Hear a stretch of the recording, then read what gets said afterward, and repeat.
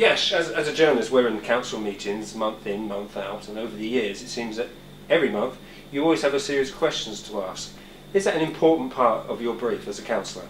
I think it is, and there are two reasons for that. One is that I am answerable to my constituents, and if there are some issues which obviously the constituents wants to know what the council is doing, the best way I found is to ask that question in the full council. You get a complete answer, and which is good from my point of view as a councillor, and from the point of view of the residents, that they hear the answer. Because I also have got my web page, and I give monthly report to all the constituents, and I put some of the answers and the replies which I get, and my own observations along with that. And second bit, that I am a shadow cabinet member for highways and transport. So I have to ask some questions which I don't get the answers very easily, either from the officers or from the cabinet member. And in that way, I get sometimes good answers from the cabinet members. Why do you think it's quite hard in that particular portfolio to get a straight answer, so to speak?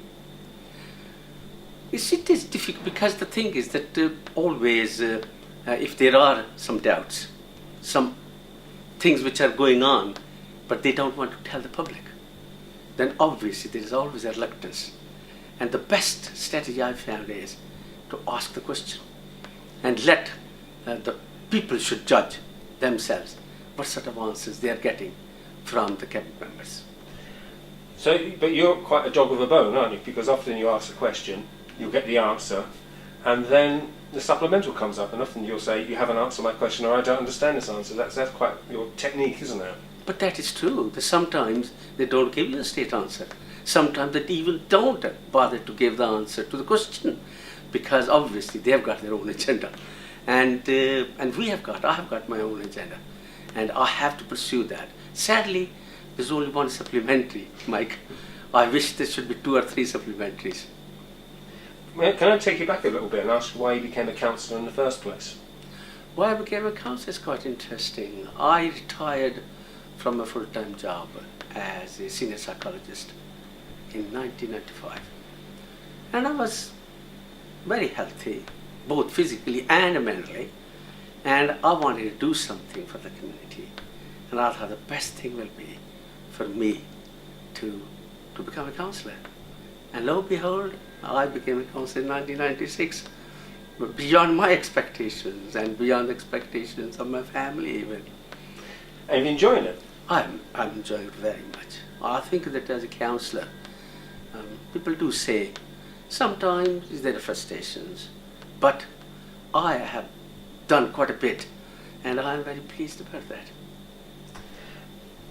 Physically, we often see you walking around the borough with your hat on, but metaphorically as well, you wear several hats in the borough, don't you? Member of several organisations. I am, because volunteer work to me is very dear, and I do become champion for the volunteer sector really, and I am working on for the last say 12-13 years on 5 major organisations like the Thurrock CBS, CAB, Open Door, Trust, and also Thurrock Asian Association. And I'm also governor of 2 schools as well. Volunteering, you say, is the lifeblood of a borough. How can you get more people to volunteer? What's the best way of trying?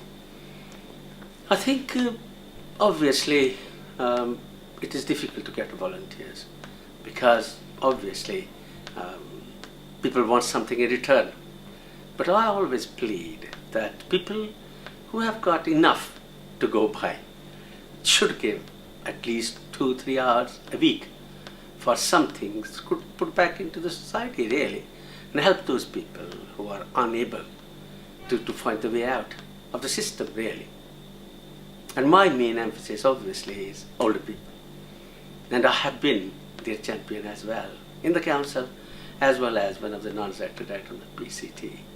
I was a champion of the older people. As a member of the Labour group, I can't take this opportunity this week, Wednesday, a council meeting, your new new Labour colleague who will be amongst you. How have you taken to the conversion of Terry Hipsey to the Labour group? Honestly, it was a big shock. Nobody was expecting. I know now that the leadership knew about that, but only 2-3 days ago.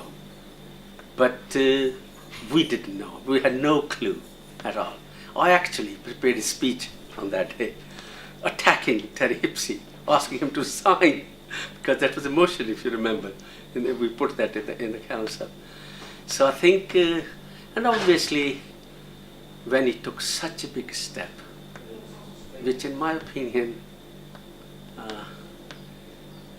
required a lot of daring or stupidity. But I obviously think now that what he did, he has been thinking about that for a while. And he couldn't really cope, in my opinion, with the stresses and the strains of being a leader. So now we accept him. He's on our side. We're watching and giving him some sort of a comfort in a way, you see. And I hope he'll stick with us.